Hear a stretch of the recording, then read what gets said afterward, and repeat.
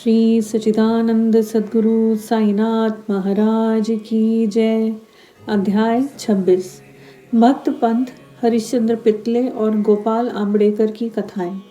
इस सृष्टि में स्थूल सूक्ष्म चेतन और जड़ आदि जो कुछ भी दृष्टिगोचर हो रहा है वह सब एक ब्रह्म है और इसी एक अद्वितीय वस्तु ब्रह्म को ही हम भिन्न भिन्न नामों से संबोधित करते तथा भिन्न भिन्न दृष्टियों से देखते हैं। जिस प्रकार अंधेरे में पड़ी हुई एक रस्सी या हार को हम भ्रमवश सर्प समझ लेते हैं, उसी प्रकार हम समस्त पदार्थों के केवल बाह्य स्वरूप को ही देखते हैं, ना कि उनके सत्य स्वरूप को। एकमात्र सद्गुरु ही हमारी दृष्टि से माया का आवरण दूर कर हमें वस्तुओं के सत्य स्वरूप का यथार्थ में दर्शन करा देने में समर्थ हैं। इसलिए आओ हम श्री सद्गुरु साईनाथ महाराज की उपासना कर उनसे सत्य का दर्शन कराने की प्रार्थना करें, जो कि ईश्वर के अतिरिक्त और कुछ भी नहीं है। आंतरिक पूजन। श्री हेमाड़ पंत उपासना की एक सर्वथा नवीन पद्धति बताते हैं। वे कहते हैं कि सद्गुरु के पाद प्रक्षालन के निमित्त आनंद अश्रु के उष्ण जल का प्रयोग करो। उन्हें सत्य प्रेम रूपी चंदन का लेप कर दृढ़ विश्वास रूपी वस्त्र पहनाओ तथा कोमल और एकाग्र चित्त रूपी फल उन्हें अर्पित करो। भाव रूपी बुक्का उनके श्री मस्तक पर लगा भक्ति की कफनी बांध अपना मस्तक उनके चरणों पर रखो। इस प्रकार श्री साईं को समस्त आभूषणों से विभूषित कर उन्हें अपना सर्वस्व निछावर कर दो। उष्णता दूर करने के लिए भाव की सदा चौर डुलाओ।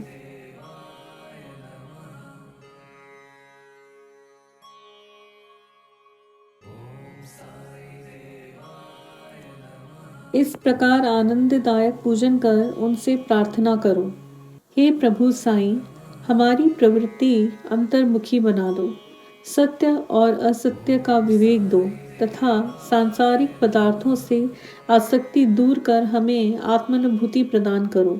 हम अपनी काया और प्राण आपके श्री चरणों में अर्पित करते हैं। हे प्रभु साईं, मेरे नेत्रों को तुम अपने नेत्र बना लो ताकि हमें सुख और दुख का अनुभव ही ना हो। हे साईं, मेरे शरीर और मन को तुम अपनी इच्छा अनुकूल चलने दो तथा मेरे चंचल मन को अपने चरणों की शीतल छाया में विश्राम करने दो। अब हम इस अध्याय की कथाओं की ओर आते हैं।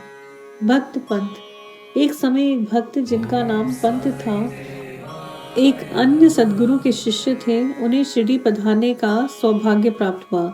उनकी शिरडी आने की इच्छा तो ना थी, परंतु मेरे मन कछु और है और विधाता के कछु और वाली कहावत चरितार्थ हुई। वे रेल द्वारा यात्रा कर रहे थे, जहां उनके बहुत से मित्र और संबंधियों से अचानक ही भेंट हो गई, जो कि शिरडी यात्रा को ही जा रहे थे। उन लोगों ने उनसे शिरडी तक साथ साथ चलने का प्रस्ताव किया। पंत यह प्रस्ताव अस्वीकार न कर सके।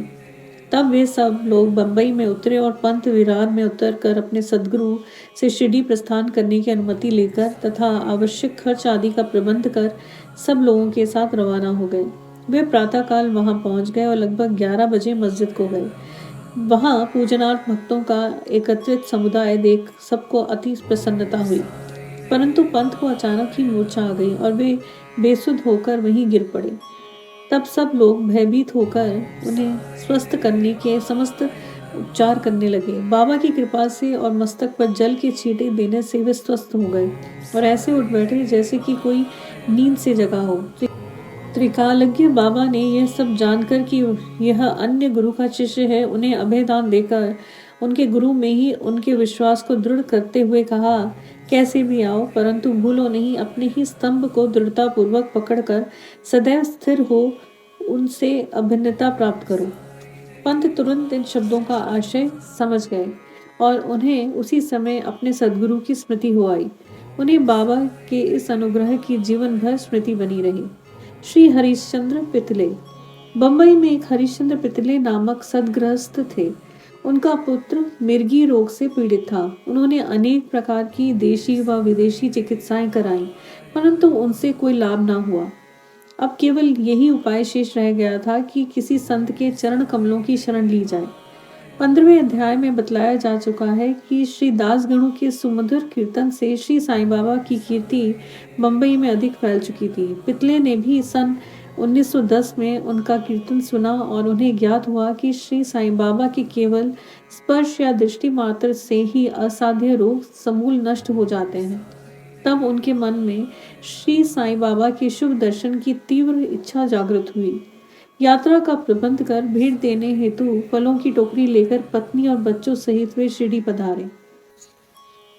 मस्जिद पहुंचकर उन्होंने चरण वंदना की तथा अपने रोगी पुत्र को उनके श्री चरणों में डाल दिया। बाबा की दृष्टि उस पर पड़ते ही उसमें एक विचित्र परिवर्तन हो गया। बच्चे ने आंखें फेर दी और बेसुध होकर गिर पड़ा। उसके मुंह से झाग निकलने लगी तथा शरीर पसीने से भीग गया और ऐसी आशंका होने लगी कि उसके प्राण निकलने ही वाले हैं। यह देखकर उसके माता पिता अत्यंत निराश होकर घबराने लगे। बच्चे को बहुधा थोड़ी मूर्छा तो अवश्य आ जाया करती थी, परंतु यह मूर्छा दीर्घ काल तक रही। माता की आंखों से आंसुओं की धारा बह रही थी और वह दुख ग्रासित होकर आर्तनाद करने लगी कि मैं ऐसी स्थिति में हूँ कि जैसे कोई एक व्यक्ति चोरों के डर से भागकर किसी घर में प्रविष्ट हो जाए और वह घर ही उसके ऊपर गिर पड़े। तब बाबा ने सांत्वना देते हुए कहा, इस प्रकार प्रलाप ना कर धैर्य धारण करो, बच्चे को अपने निवास स्थान पर ले जाओ, वह आधा घंटे के पश्चात होश में आ जाएगा। तब उन्होंने बाबा के आदेश का तुरंत पालन किया। बाबा के वचन सत्य निकले। जैसे ही उसे वाड़े में लाए वैसे ही बच्चा स्वस्थ हो गया और पितले परिवार, पति पत्नी व अन्य सब लोगों को महान हर्ष हुआ और उनका संदेह दूर हो गया। श्री पितले अपनी धर्म पत्नी सहित बाबा के दर्शनों को आए और अति विनम्र होकर आदर पूर्वक चरण वंदना कर पाद सेवन करने लगे। मन ही मन वे बाबा को धन्यवाद दे रहे थे। तब बाबा ने मुस्कुराकर कहा कि क्या तुम्हारे समस्त विचार और शंकाएं मिट गई हैं? जिन्हें विश्वास और धैर्य है उनकी रक्षा श्री हरि अवश्य करेंगे। श्री पितले एक धनाढ्य व्यक्ति थे, इसलिए उन्होंने अधिक मात्रा में मिठाई बांटी और उत्तम फल तथा पान बीड़े बाबा को भेंट किए। श्रीमती पितले सात्विक वृत्ति की महिला थी। वे एक स्थान पर बैठकर बाबा की ओर प्रेम पूर्वक दृष्टि से निहारा करती थी। उनकी आंखों से प्रसन्नता के आंसू गिरते थे। उनका मृदु और सरल स्वभाव देखकर बाबा अति प्रसन्न हुए। ईश्वर के समान ही संत भी भक्तों के अधीन हैं। जो उनकी शरण में जाकर उनका अनन्य भाव से पूजन करते हैं, उनकी रक्षा संत करते हैं।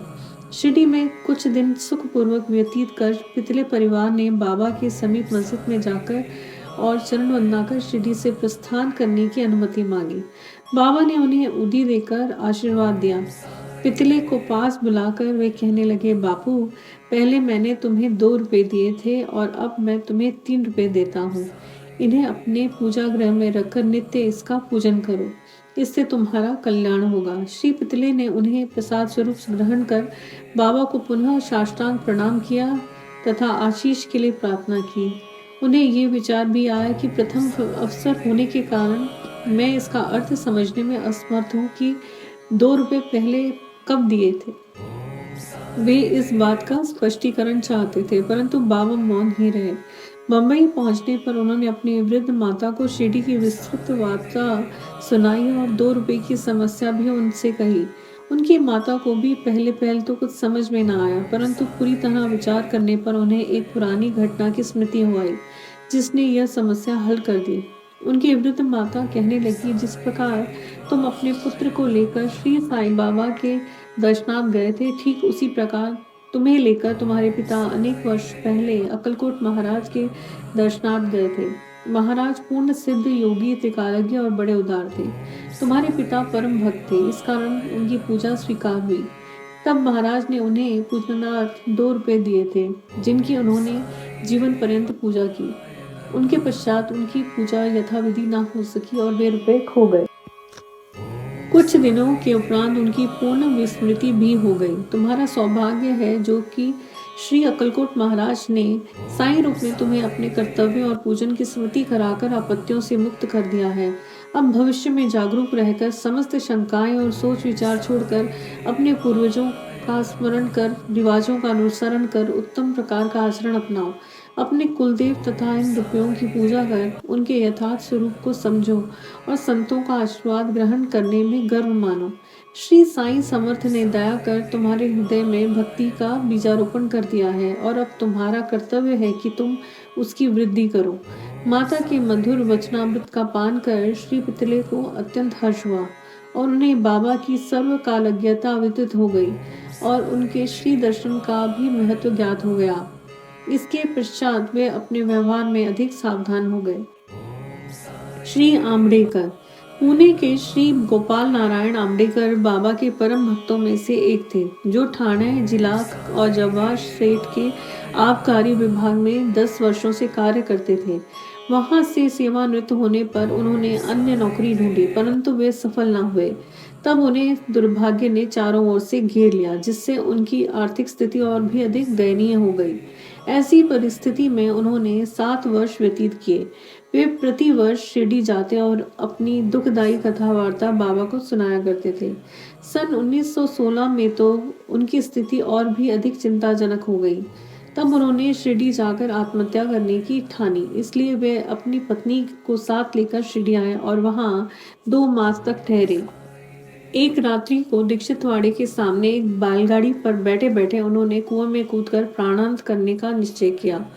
वहीं समीप ही एक भोजनालय के मालिक श्री सगुण मेरू नायक ठीक उसी समय बाहर आकर उनसे इस प्रकार वार्तालाप करने लगे कि क्या आपने कभी श्री अक्कलकोट महाराज की जीवनी पढ़ी? सगुण से पुस्तक लेकर उन्होंने पढ़ना प्रारंभ किया। पुस्तक पढ़ते पढ़ते वे एक ऐसी कथा पर पहुंचे जो इस प्रकार थी। श्री अक्कलकोट महाराज के जीवन काल में एक व्यक्ति असाध्य रोग से पीड़ित था। जब वह किसी प्रकार भी कष्ट सहन न कर सका तो वह बिल्कुल निराश हो गया और एक रात्रि को कुएं में कूद पड़ा। तत्क्षण ही महाराज वहां पहुंच गए और उन्होंने स्वयं अपने हाथों से उसे बाहर निकाला। वे उसे समझाने लगे कि तुम्हें अपने शुभ अशुभ कर्मों का फल अवश्य ही भोगना चाहिए। यदि भोग अपूर्ण रह गया तो पुनर्जन्म धारण करना पड़ेगा। इसलिए मृत्यु से यह श्रेयस्कर है कि कुछ काल तक उन्हें सहन कर पूर्व जन्मों के कर्मों का भोग समाप्त कर सदैव के लिए मुक्त हो जाओ। यह सामायिक और उपयुक्त कथा पढ़कर आम्बेडकर को महान आश्चर्य हुआ और वे द्रवित हो गए। यदि इस कथा द्वारा उन्हें बाबा का संकेत प्राप्त न होता तो अभी तक उनका प्राणांत ही हो गया होता। बाबा की व्यापकता और दयालुता देखकर उनका विश्वास दृढ़ हो गया और वे बाबा के परम भक्त बन गए। उनके पिता श्री अक्कलकोट महाराज के शिष्य थे और बाबा की भी इच्छा उन्हीं के पद चिन्हों का अनुसरण कराने की थी। बाबा ने उन्हें आशीर्वाद दिया और अब उनका भाग्य चमक उठा। उन्होंने ज्योतिष शास्त्र के अध्ययन में निपुणता प्राप्त कर उसमें बहुत उन्नति कर ली और बहुत सा धन अर्जित करके अपना श्रेष्ठ जीवन सुख और शांति पूर्वक व्यतीत किया। श्री सद्गुरु साईनाथा अर्पणमस्तु। शुभम भवतु। ओम श्री साईनाथाय नमः।